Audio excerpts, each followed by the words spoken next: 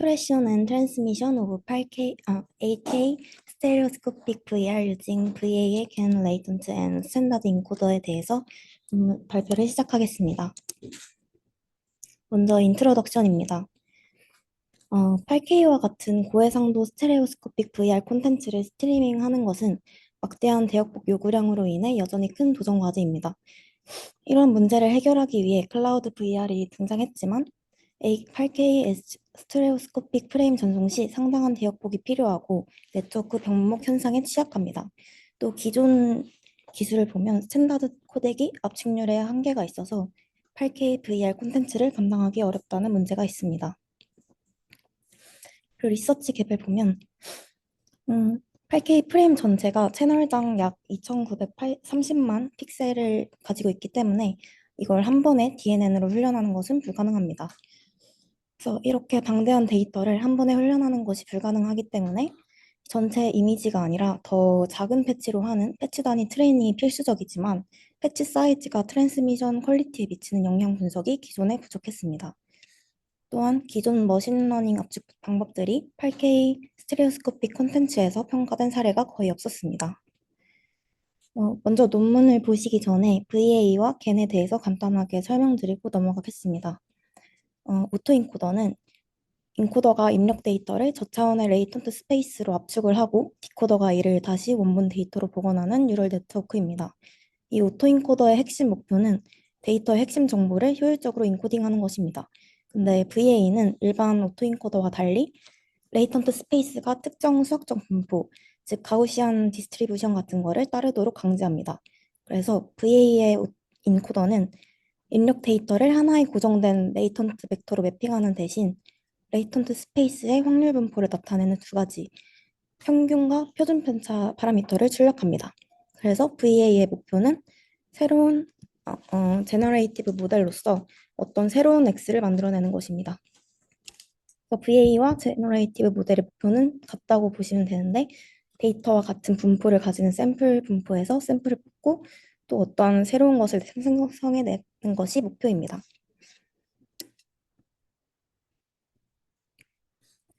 VA가 어떻게 작동하는지 큰 그림에서 설명을 드리겠습니다. 먼저 이 그림은 오토인코더인데 이 오토인코더의 목적은 왼쪽 이 인코더에 있습니다.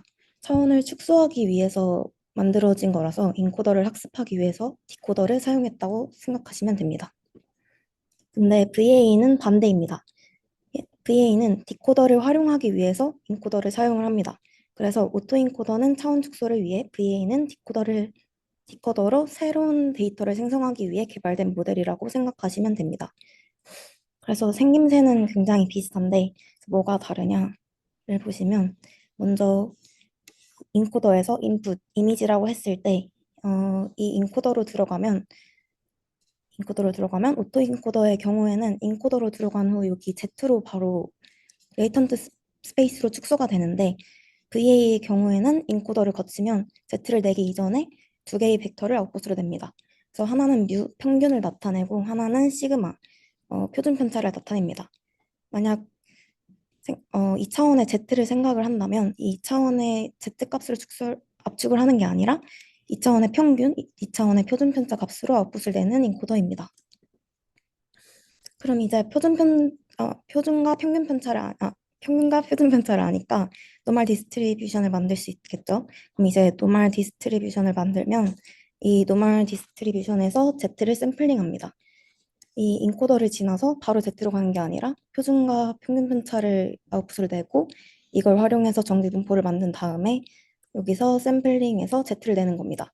그리고 이렇게 샘플링하는 과정, 노멀 디스트리뷰션에서 샘플링하는 과정에서 이 리파라미터리제이션 트릭이라는 걸 쓰는데 이 트릭을 써야만 뉴럴 네트워크들의 백프로파게이션이 가능해집니다. 이제 미분이 할 수 있는 거죠. 미분을 할 수 있게 이 과정 자체를 미분 가능한 식으로 바꿔주는 걸 리파라미터리제이션 트릭이라고 생각하시면 됩니다.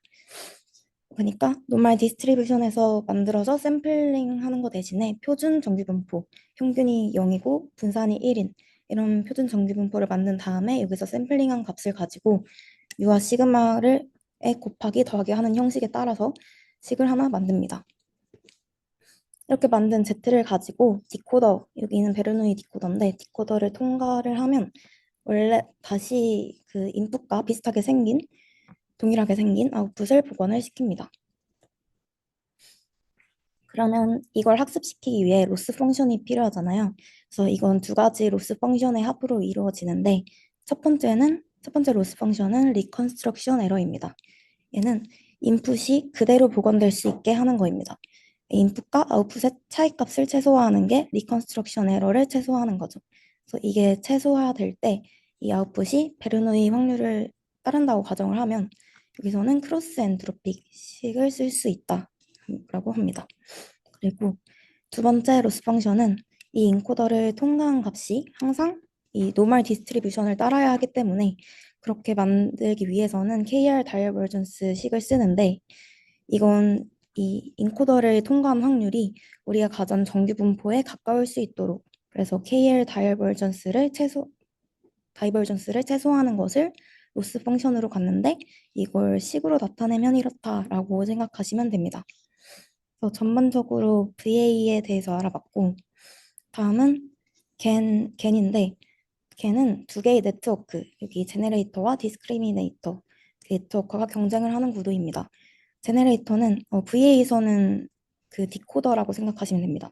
제네레이터는 실제와 같은 이미지를 생성을 하고 디스크리미네이터가 생성된 이미지가 실제인지 가짜인지 구별하도록 학습하면서 서로 경쟁하면서 발전하는 구조입니다. 이 경쟁을 통해서 디코더는 더욱 현실적인 이미지를 생성하게 됩니다. 오토인코더의 모양을 생각하시면 이 앞에 인코더가 있었으니까 디코더가 제네레이터가 되고 이 앞에 있던 인코더가 똑 떼져서 뒤에 디스크리미네이터가 되는 겁니다. 제네레이터는 저차원의 레이턴트 스페이스에서 Z가 들어가서 이 G 네트워크를 통과하게 되면 이 가짜 이미지 통과하게 되면 이미지가 나오는데 이 나온 가짜 이미지가 DGZ와 진짜 우리가 갖고 있는 이미지 DX가 들어왔을 때 이 디스크리미네이터는 1이라고 하면 이건 진짜야 라고 하는 거고 0이라고 하면 이건 가짜야 라고 말하는 겁니다. 근데 제너레이터는 어떻게든 이 디스크리미네이터를 속이고 싶어 하기 때문에 이 디스크리미네이터가 이 가짜 이미지는 1이야 라고 말하도록 가짜 이미지를 잘 만들려고 할 겁니다. 그렇게 경쟁을 하는 거죠. 그래서 이렇게 경쟁을 할 때 오브젝티브 펑션은 아래와 같은데 이닝엑스 프로블럼이라고 합니다. 하나는 여기 디스크리미네이터를 위해서 한 번은 제네레이터를 위해서 문제를 풉니다. 네, 이렇게 뒤에 나올 프레임워크 이해를 위해서 간략하게 어떻게 동작하는지 설명을 드렸고 이제 다시 돌아와서 릴레이티드 워크를 보겠습니다. VR의 인기에도 불구하고 고해상도 스테레오스코픽 VR 스트리밍은 여전히 큰 도전 과제입니다.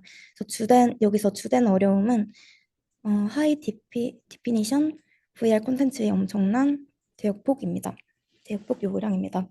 그래서 기존에 있던 연구를 보면 클라우드 VR 트랜스미션에서 하이 레이턴시와 가변적인 데이터 레이트 리밋 문제를 조사한 연구가 있었고 또 네트워크 리소스 매니지먼트를 위해 DNN을 활용한 프레임 사이즈 프리딕션이 시도된 적도 있었습니다. 이러한 연구는 스테레오스코픽 클라우드 VR의 광범위한 도입을 위해서 비트레이트 리덕션 테크니크의 필요성을 강조하였습니다. 또 기존 표준 코덱의 한계점을 보면은 스탠다드 코덱이 스테레오스코픽 비디오를 위해서 제한이 됐었는데 MVHVC, H265와 유사한 모션 컴pen세이션 도구를 크로스뷰 프레딕션과 함께 사용을 했었는데 이거는 엔드-투-엔드 방식으로 최적화하기 어렵다는 문제가 있었습니다. 그리고 3D HEVC는 뎁스맵스를 포함한 스테레오스코픽 데이터를 효율적으로 인코드하지만 이는 보상 방법을 사용하려면 인코더 및 디코더의 파이프라인에 상당한 변경이 필요했기 때문에 이런 한계가 있었습니다. 결론적으로 이러한 기술적 한계로 인해서 대중적인 컨슈머 디바이스, 뭐 메타캐스트 같은 컨슈머 디바이스가 이 코덱들이 구현되기 어려웠습니다. 그래서 보상 방법은 그냥 비디오 압축에서 핵심적인 기술 중 하나인데 비디오 프레임 간 아니면 여러 시점 간에 좀 존재하는 높은 유사성을 활용을 해서 전송해야 할 데이터 양을 줄이는 방식입니다. 그리고 이런 표준 코덱의 한계를 극복하기 위해 여러 DNN 베이스 방법들이 제안이 되었는데, 먼저 첫 번째는 자동차 스테레오 비디오 압축을 위해서 피처 리프레젠테이션 및 복잡한 뉴럴 네트워크를 사용해서 디스퍼리티 및 모션 컴펜세이션을 순차적으로 처리하는 방법이 제안되었습니다. 네, 이 또한 이러한 보상 작업을 생성하는 데 시간이 오래 걸리고 병렬 처리를 위해 더 복잡한 네트워크가 필요했습니다. 그리고 샌드위치 압축, 컴프레션은 스탠다드 비디오의 인코더와 디코더를 뉴럴 네트워크 기반 프리 프로세서 및 포스트 프로세서를 대체해서 엔드 투엔드 훈련하는 기술을 제안했는데, 이 모든 방법들의 공통적인 한계점이 이런 DNN 베이스 메소드는 8K 스테레오스코픽 프레임에서 아직 실용성이 떨어지고, 특히 8K의 고해상도 장면에 대한 평가가 부족했습니다. 또한 대부분의 연구는 패치 사이즈가 훈련 또는 클라이언트 사이드 재구성에 미치는 영향을 다루지 않았습니다. 이제 이 논문의 메소드를 보겠습니다. 음, 이 논문의 핵 주요 기여를 보시면 VA 겐 레이턴트를 3채널 RGB 씬으로 표현해서 기존 스탠다드 인코더를 통해 전송하는 새로운 프레임워크를 제안했습니다. 또 패치 베이스드 트레이닝이 어큐러시 및 트레이닝 타임에 미치는 영향을 분석해서 8K 스테레오스코픽 VR 압축의 실용적인 방법론을 제시하였습니다. 레이턴트의 프레임의 다양한 트랜스미션 컨피규레이션 및 패치 사이즈의 영향을 평가하였고, 이를 통해서 클라우드 VR 환경에서 스테레오스코픽 씬 전송을 위한 스케일러블하고 프랙티컬한 비트레이트 에피시언트 메소드를 제공하였습니다. 그래서 이 논문은 현재의 하드웨어를 사용을 해서 8K 스테레오스코픽 프레임을 효율적으로 전달하기 위한 실용적인 방식을 설계했는데, 여기서의 핵심 아이디어는 8K 스테레오스코픽 씬을 이 클라우드 서버에서 3채널 레이턴트 리프레젠테이션으로 인코딩을 하고, 이를 스탠다드 인코더와 디코더를 통해 전송 가능하도록 RGB 포맷으로 매핑하는 것입니다. 먼저 여기서 앞서 말한 그 레이턴트 리프레젠테이션은 VA와 겐 프레임워크를 결합해서 생성이 되고요. 여기서 VA의 역할은, VA는 먼저 뉴럴 디코더와 이 E와 D가 뉴럴 인코더와 디코더고요. 얘는 원본 데이터를 저차원 레이턴트 스페이스로 인코딩을 하고 다시 디코딩해서 원본 데이터를 재구성하는 것을 학습합니다. VA는 데이터 압축 및 핵심 특징 학습에 유리합니다. 또 걔는 여기 조그맣게 있는 이 디스크리미네이터를 통해 재구성된 이미지의 리얼리티를 극대화합니다. 디코더가 생성한 이미지가 실제 이미지와 구별하기 어렵도록 학습을 유도합니다. 걔는 특히 고해상도 이미지의 미세한 디테일 보존에 기여합니다. 먼저 여기서 인풋 프레임으로는 BT가 들어가는데, B는 시점 T에서의 바텀 뷰 프레임을 말합니다. 그래서 HW는 높이와 가로이고 3은 그 3채널이라고 보시면 됩니다. 그리고 뉴럴 인코더는 여기 뉴럴 인코더는 오리지널 프레임 BT를 레이턴트 리프레젠테이션 ZBT로 인코딩을 하는데, 이 Z가 레이턴트 리프레젠테이션입니다. 그리고 이 레이턴트 리프레젠테이션은 원본보다 축소된 RGB 3채널 이미지입니다. 그래서 재구성 단계에서는 레이턴트 리프레젠테이션 Z로부터 오리지널 프레임 BT와 유사한 햇 BT를 재구성을 합니다. 그래서 여기서 뒤로 스탠다드 인코더로 전송을 할 때는 ZBT를 햇 BT가 아니라 Z를 전송을 해서 대역폭을 절감합니다.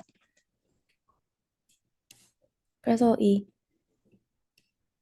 여기는 디스크리미네이터가 이 뉴럴 네트워크가 재구성한 햇 BT와 레이턴트 리프레젠테이션 Z를 입력을 받아서 재구성된 프레임이 원본 프레임과 얼마나 유사한지 판별을 하는 겁니다.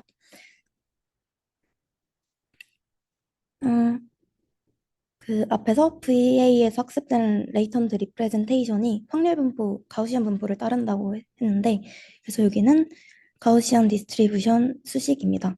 그래서 ZBT, 얘는 특정 시간 T에 해당하는 바텀 뷰 프레임의 레이턴트 리프레젠테이션을 의미합니다. 그럼 탑뷰이면은 ZTT겠죠?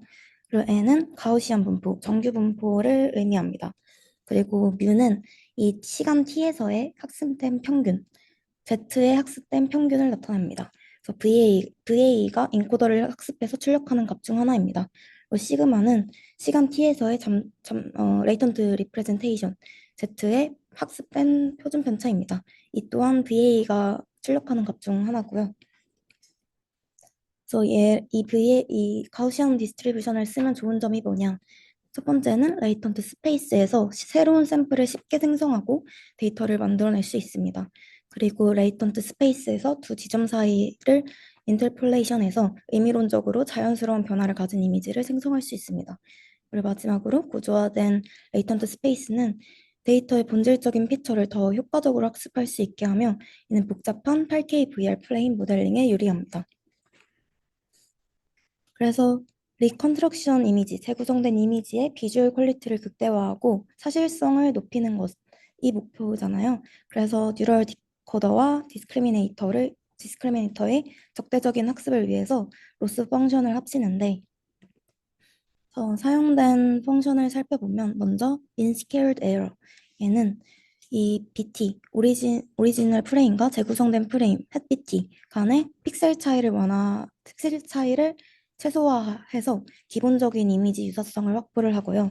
그리고 perceptual loss LPIPS는 픽셀 차이보다는 인간의 시각적인 인식에 기반한 시뮬러리티를 측정을 해서 재구성된 이미지가 원본과 지각적으로 더 유사하도록 유도합니다. 그래서 고수준 피처를 비교를 해서 픽셀 단위 로스의 흐릿한 문제를 완화할 수 있다는 장점이 있습니다. 그리고 패치 베이스드 어드버서리얼 오젝티브는 이미지 전체가 아니라 이미지 전체는 너무 크니까 이거를 더 작은 특정 패치 단위로 걔네 어드버서리얼 로스를 적용합니다. 그래서 얘는 로컬 디테일을 현실적으로 생성을 하고 이미지의 전반적인 선명도 및 사실도를 높여서 픽셀 단위 로스에서 발생하는 흐릿함 현상을 효과적으로 줄 수 있습니다. 최종적으로 이렇게 로스 펑션이 합쳐진 뉴럴 디코더의 최적화 목적 함수는 다음과 같습니다. 즉, 뉴럴 디코더와 판별자, 디스크리미네이터의 적대적인 학습을 위한 목적 함수입니다. 먼저 이 L 뉴럴 디코더, 얘는 뉴럴 디코더를 위한 최적화하기 위한 총 로스 펑션입니다. 그리고 E는 인풋 프레임 분포에 대한 기대값, expectation을 나타냅니다. 그리고 이 리컨스트럭션, perceptual, adversarial 얘는 다 로스 펑션의 가중치를 나타냅니다. 그리고 방금 설명했던 로스 펑션들, 먼저 MSE는 이 원본 프레임과 리컨스트럭션 이미지의 픽셀 차이, 그리고 LPIPS는 원본 프레임과 리컨스트럭티드 이미지의 perceptual similarity 측정하고요. 그리고 로그 D는 디스크리미네이터가 리컨스트럭션 이미지를 진짜라고 판단하도록 디코더가 학습하는 항입니다. 얘는 제네레이터 목표죠. 여기서 이 D 디스크리미네이터 얘는 햇 BT와 Z의 두 입력에 따라 결정이 되는데 분류가 결정이 되는데 0과 1 중에 하나로 결정이 되겠죠. 그래서 이 설정에서 그 어드버서리얼과 뉴럴 디코더의 재구성된 프레임이 원본 프레임으로 분류하기 위해 이 D를 얼마나 최적해야 하는지 정규화를 합니다.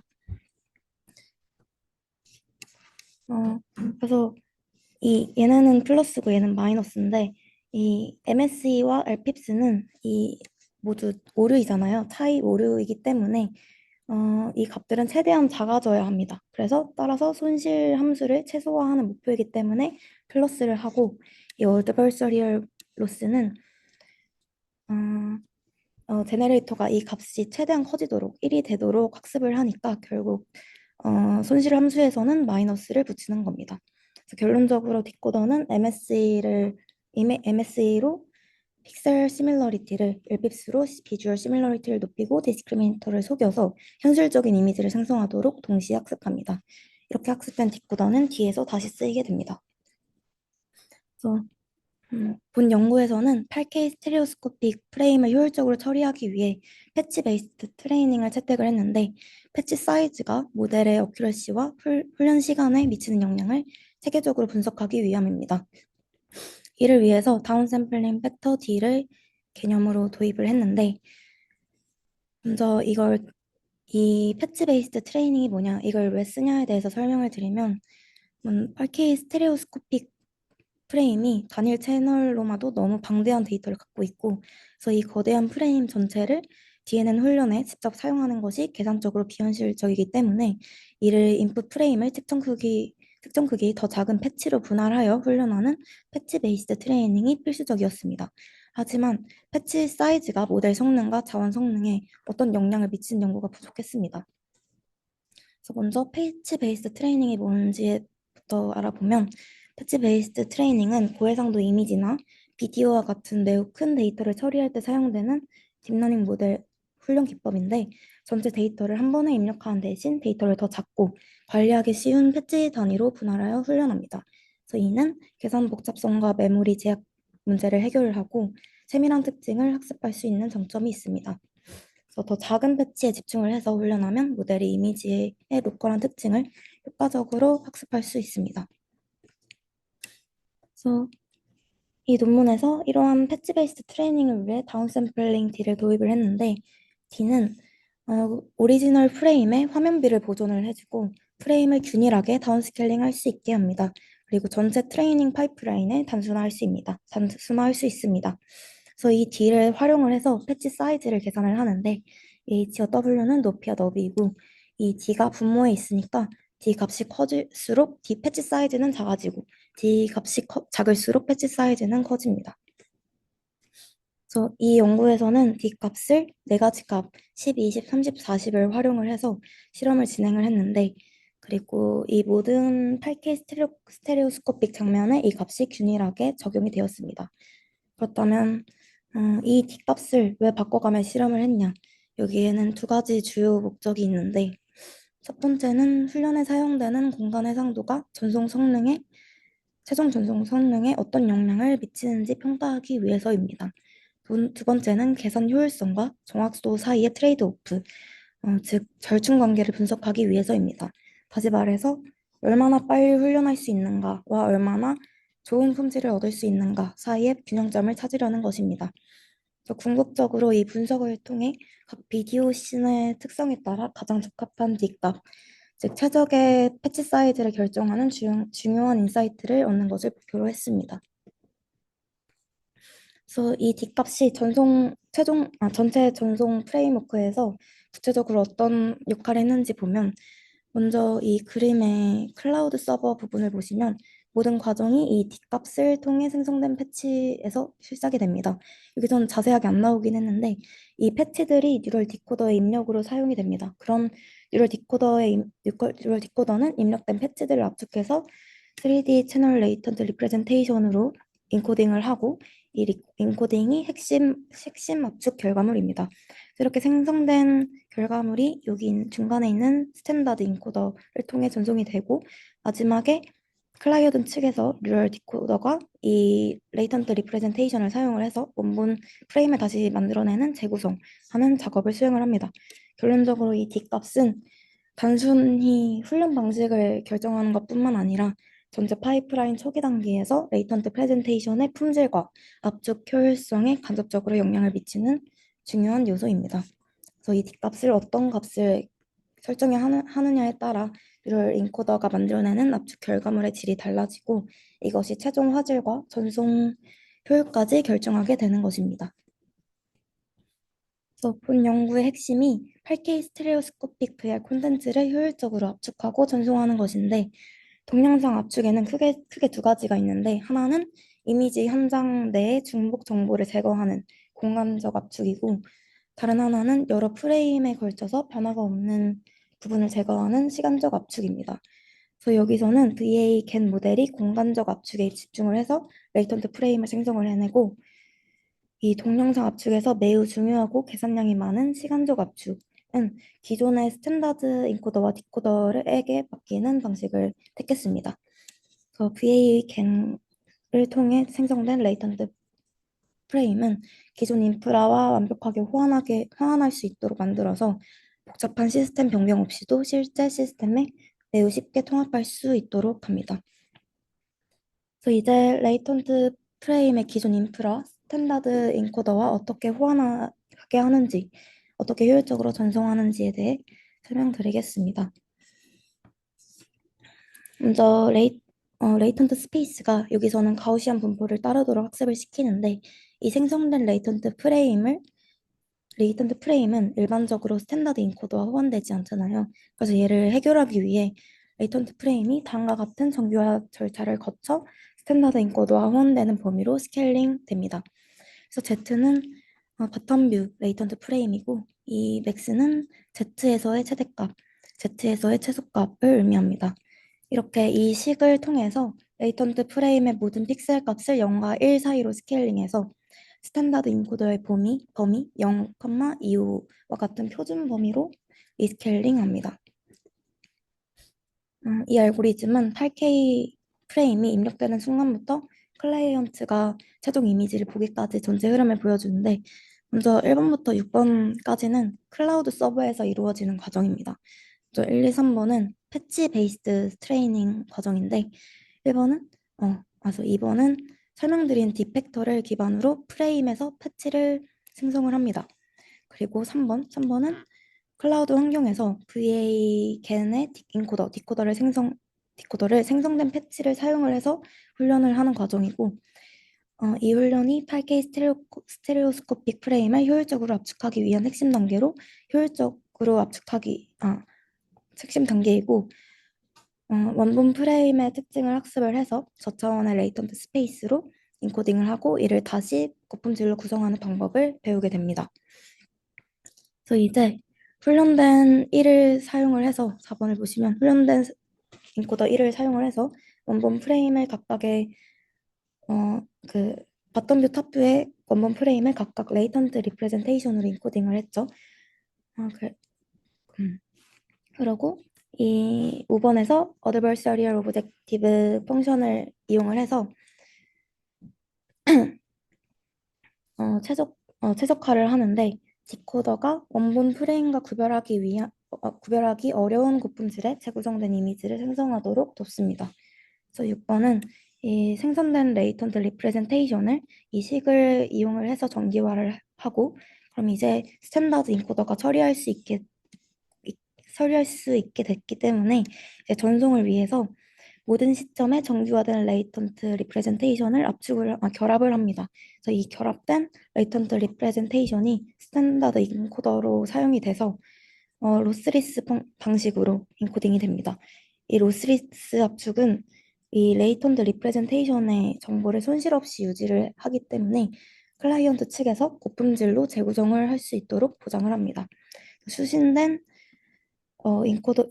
수신된 인코딩이 된 레이턴트 리프레젠테이션을 이제 스탠다드 디코더를 다시 써서 디코딩을 하고 마지막에서 클라이언트 측에서 디코딩된 레이턴트 리프레젠테이션을 앞에서 미리 훈련된 뉴럴 디코더에 입력하여 원본 프레임과 유사한 햇 TT를 최종적으로 재구성하게 되고 사용자는 VR 헤드셋을 통해서 이 고품질 영상을 보게 되는 거죠. 전체적으로 보면 이 8K 스테레오스코픽 프레임이 뉴럴 인코더에 들어가고 이게 레이턴트 리프레젠테이션으로 나오고 이 레이턴트 리프레젠테이션이 정규화가 돼서 스탠다드 인코더에 들어가서 전송이 됩니다. 그래서 클라이언트 측에서 스탠다드 디코더에서 나온 정규화된 레이턴트를 다시 뉴럴 디코더로 넣고 이걸 통해서 재구성을 하는 겁니다. 또 이 논문에서는 전송 효율을 더욱 높이기 위해서 레이턴트 레지듀얼을 활용하는 방안을 탐구했는데 먼저 레지듀얼 잔타가 뭐냐? 이건 원본 데이터에서 예측된 부분이다. 기준이 되는 데이터를 뺀 값을 의미합니다. 예를 들어서 비디오 압축에서 현재 프레임과 이전 프레임 간의 차이를 잔차로 간주하고 이 잔차만을 전송을 합니다. 즉 예측 가능한 부분은 전송하지 않고 예측할 수 없는 변화량만 전송하기 때문에 효율적인 압축이 가능해집니다. 그래서 이 논문에서 말하는 레이턴트 레지듀얼은 VA-GAN 모델에 의해 생성된 레이턴트 리프레젠테이션 간의 잔차를 의미합니다. 즉 시점 t에서의 레이턴트 프레임 z와 이전 시점이나 다른 뷰의 레이턴트 간의 차이를 계산해서 전송하는 방식입니다. 그래서 이 레이턴트 리프레젠테이션을 조사하는 이유는 스테레오스코픽 프레임 왼쪽 뷰와 오른쪽 뷰 간에는 높은 비주얼 시뮬러리티가 존재하는데 이런 시뮬러리티는 스테레오 레이턴트 프레임 Z에서도 동일하게 나타납니다. 그래서 만약 레이턴트 프레임 간의 높은 유사성이 높다면 한 레이턴트 프레임을 기준으로 다른 레이턴트 프레임의 차이만을 전송을 하면 더 효율적으로 압축하고 전송하는 데이터 양을 줄이는 것을 기대할 수 있습니다. 따라서 레이턴트 레지듀얼을 전송하는 잠재적인 기술에 대한 탐구가 필요했습니다. 이에 따라 본 연구는 레지듀얼과 원시 장면, 로우 레이턴트 씬 전송에 대한 세 가지 주요 구성에 대해 평가를 했는데 간략하게 설명드리고 넘어가면 첫 번째는 시뮬캐스트. 이는 레이턴트 프레임을 두 개의 서로 다른 인코더를 사용을 해서 별도로 인코딩해서 두 개의 서로 다른 스트림을 생성하는 방식입니다. 그리고 프레임 패킹은 동일한 뷰의 레이턴트 프레임을 함께 압축하고 서로 다른 시리즈를 결합하여 싱글 스트림을 생성하는 방식입니다. 이 아래가 프레임 패킹을 나타내는 그림입니다. 또 프레임 컴패티블, 프레임 호환은 이 구성도 싱글 스트림을 생성을 하지만 레이턴트 두 뷰 모두 동일한 해상도로 압축이 돼서 복잡성과 효율성 간의 균형을 제공하는 방식입니다. 그래서 이제 제한된 8K 스테레오스코픽 VR 트랜스미션 프레임워크를 평가하는 과정을 설명드리겠습니다. 먼저 얘는 AVT 368K 데이터셋을 사용을 해서 접근 방식을 분석을 했는데 얘는 고품질 8K 스테레오스코픽 씬 데이터셋입니다. 그래서 이들은 각각 스테레오스코픽 표현에서 왼쪽 시야와 오른쪽 시야에 해당합니다. 그리고 데이터셋 구성은 칸다오 옵시디언 프로로 기록이 되었고 독점 소프트웨어를 통해서 여기 스팅칭돼서 여기서 5가지 8K VR 360 장면을 포함하였습니다. 그리고 해상도는 7680에서 7680 픽셀이고 탑뷰, 바텀뷰의 프레임은 반반씩 쓰기 때문에 7680에서 3840 픽셀입니다. 각 장면의 첫 300프레임을 분석에 사용했고 5가지의 분류된 장면들을 포함합니다.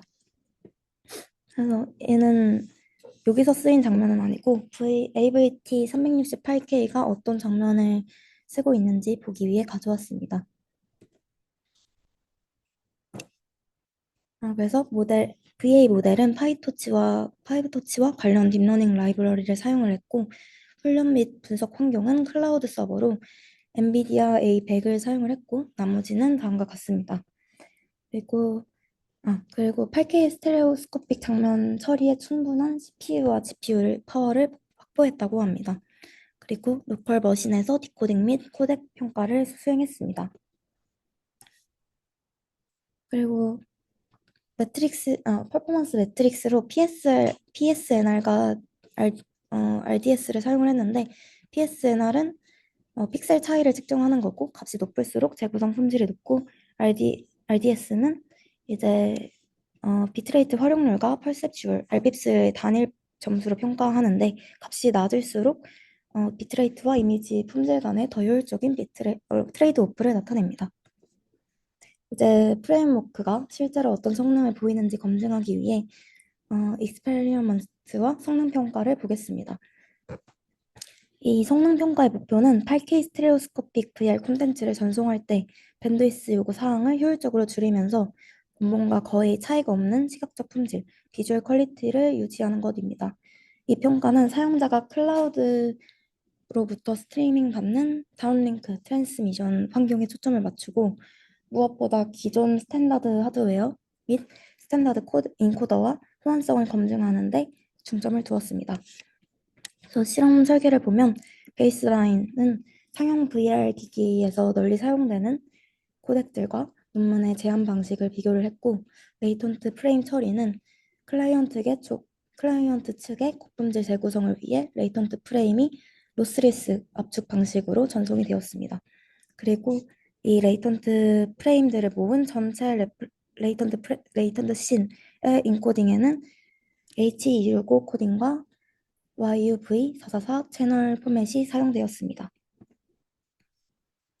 이 표를 보시면 8K 장면에서 제한된 방법들이 베이스라인에 비해 일관되게 평균 45.1%의 비트레이트 세이빙을 달성했는데요.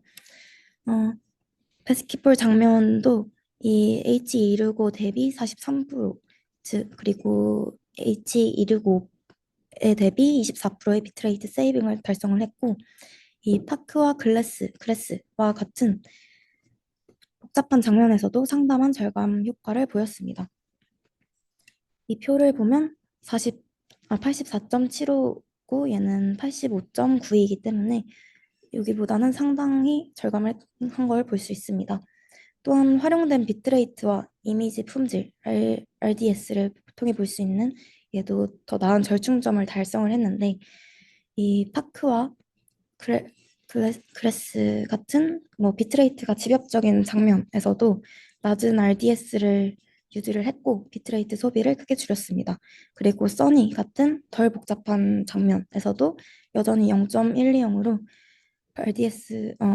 RDS가 베이스라인보다 성능이 뛰어난 걸 확인할 수 있었습니다. 그래서 이 피규어 3은 제한된 방법을 사용을 해서 재구성된 블록과 표준 H265 코딩을 확대한 비교를 보여주는데 이 원본 프레임에서 빨간색 블록의 크기는 해당 스테레오스코픽 프레임의 레이턴트 프레임 크기에 해당합니다. 그래서 제한 방식의 레이턴트 베이스드 재구성이 이 H265 기존 코덱의 임베딩 프레임과 시각적으로 매우 유사함을 확인할 수 있었고, 이는 대역폭 제약이 있는 환경에서 8K 클라우드 VR 애플리케이션에 매우 적합함을 시사했습니다. 그리고 패치 사이즈가 트레이닝과 퀄리티에 미친 영향을 보면 패치 사이즈가 다운샘플링 팩터 D를 10, 20, 30, 40으로 도입을 해서 패치 사이즈를 크기를 조절했는데 여기서는 D가 클수록, 즉 패치 크기가 작을수록 일반적으로 더 나은 PSNR 성능을 보이지만 트레이닝 타임이 증가하는 트레이드오프가 존재했고 더 큰 패치는 여기 D 사이즈가 10, 20, 30, 40 이렇게 나타나 있습니다. 그래서 더 큰 패치, D가 더 작은 D는 바스켓볼 써니 같은 장면에서 더 높은 글로벌 콘텍스트를 유지하고 비교적으로 짧은 훈련 시간으로 높은 PSNR을 달성했습니다. 그리고 더 작은 패치는 그래스와 파크 같은 텍스처가 많은 장면에 미세한 디테일을 잘 포착하지만 적당한 PSNR을 얻기 위해 훨씬 더 많은 훈련 시간이 필요했습니다. 그리고 마지막으로 D는 20, 30 범위가 PSNR과 훈련 시간 사이에 좋은 균형점을 제공한 것을 확인했습니다. 그리고 레이턴트 프레임의 다양한 전송 구성이 밴드위스 사용량에 미치는 영향을 보면 여기서는 다운 샘플링 팩터를 D를 사용을 해서 시뮬캐스트, 프레임 패킹, 프레임 컴패티블 세 가지 전송 방식을 비교했습니다. 먼저 시뮬캐스트와 프레임 패킹 구성은 이 왼쪽 4개인데 유사한 전송 구성을 보였고 프레임 컴패티블은 일관적으로 더 큰 전송 크기를 나타냈고 이는 동일 해상도로 잠재 프레임을 결합하는 것이 인프라 프레임 압축에 큰 이점을 제공하지 못했기 때문이라고 합니다. 그리고 잔차 전송은 로스리스로 전송하기 때문에 비트레이트 절감이 미미했고 오히려 잔차의 높은 복잡성으로 인해 원본 로우폼보다 크기가 약간 더 커지는 경향을 보였습니다. 그래서 결론적으로 로우폼으로 프레임 패킹을 구성하는 것이 가장 효율적이었습니다. 이제 로우폼이 레이턴트 씬에 가장 효과적인 것이 입증되었고, 이제 8K 장면에서 각 로우폼에 대한 전송 크기에 대한 다운샘플링 D의 영향을 평가했습니다. 1부터 40까지 D가 증가할수록 패치 사이즈가 작아질수록 모든 방식 및 장면에서 전송 크기가 감소하는 경향을 보였습니다. 그래서 써니 장면을 보면 시뮬캐스트로 전송은 D가 11대 83.02, D가 41대 48.29로 이렇게 줄어들었고 이런 추세는 다른 장면에서도 일관되게 나타났습니다. 그래서 이런 결과는 더 작은 D가 레이턴트 씬의 공간적, 시간적 부드러움이 부족해서 스탠다드 인코더가 효율적으로 컴프레스하기 어렵다는 것을 의미했습니다. 마지막으로 결론과 퓨처 워크를 보겠습니다. 그래서 결론적으로 이 논문의 키 컨트리뷰션은 8K 스테레오스코픽 VR씬을 실용적인 컴프레션 및 트랜스미션 프레임워크를 제안했다는 것이고 평균 45.1%의 밴드위스 리덕션을 달성을 했다. 그리고 패치 사이즈가 훈련 시간, 재구성 품질, 트랜스미션 성능에 미치는 영향을 분석을 했다고 합니다. 그리고 다양한 8K 스테레오스코픽 씬에서 기존 코덱 대비 이 평균 45.1%의 비트레이트 리덕션을 보여가지고 경쟁적인 시각적 품질 유지를 했는데 이는 밴드위스 제약 환경에서 고해상도 VR 스트리밍의 실용 가능성을 제시했습니다. 그래서 기존 비디오 스트리밍 인프라에서 실용적으로 배포가 가능했습니다. 그리고 패치 사이즈가 훈련 및 재구성 품질에 미치는 영향을 분석한 것은 이 다운샘플링 D를 보면 D는 클수록 미세한 디테일 포착에 유리하나 글로벌 컨텍스트 유지 및 훈련 시간은 증가하였고 D는 작을수록 글로벌 컨텍스트 유지는 유리하나 로컬 피처의 손실 및 압축 효율 저하의 가능성이 있었습니다. 그래서 D는 20, 30 사이 범위로 TSNR과 훈련 시간의 균형점을 발견을 하였고 D가 작을수록 레이턴트 씬의 공간적, 시간적 부드러움이 부족해서 스탠다드 인코더의 컴프레션 효율이 저하가 된다는 점이 있었습니다. 그리고 마지막으로 이 시뮬캐스트 프레임 컴패티블 방식을 비교를 해서 어, 어, 그래서 이 로우 레이턴트 씬 트랜스미션이 레디듀얼 트랜스미션보다 효율적이다. 잔차를 하는 것보다 원본을 쓰는 게 더 효율적이다. 라는 것을 발견을 했고 패치 사이즈와 트랜스미션 사이즈의 관계는 D가 증가할수록 트랜스미션 사이즈가 감소를 한다. 그래서 이는 레이턴트 씬의 부드러움이 향상이 돼서 스탠다드 인코더의 압축 효율이 높아지기 때문이었습니다. 그래서 마지막으로 본 연구의 한계점과 이를 바탕으로 한 향후 계획을 보겠습니다. 먼저 현재 프레임워크는 움직임이 많고 텍스처가 복잡한 장면 처리에서 잠재적인 한계가 존재하기 때문에 향후 이런 챌린지 콘텐츠를 포함하는 다양한 8K 씬 방법을 확장할 계획이라고 말하고 있고 현재 VA는 레이턴트 리프레젠테이션이 가우시안 디스트리뷰션을 따르도록 강제하는데 얘는 이제 또 다른 디스트리뷰션을 탐구를 해서 모델의 유연성과 성능 향상을 목표로 하고 있습니다.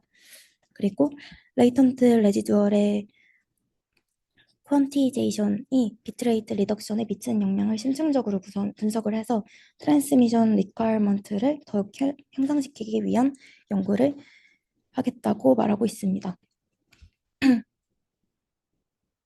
그래서 이만 마치겠습니다. 감사합니다.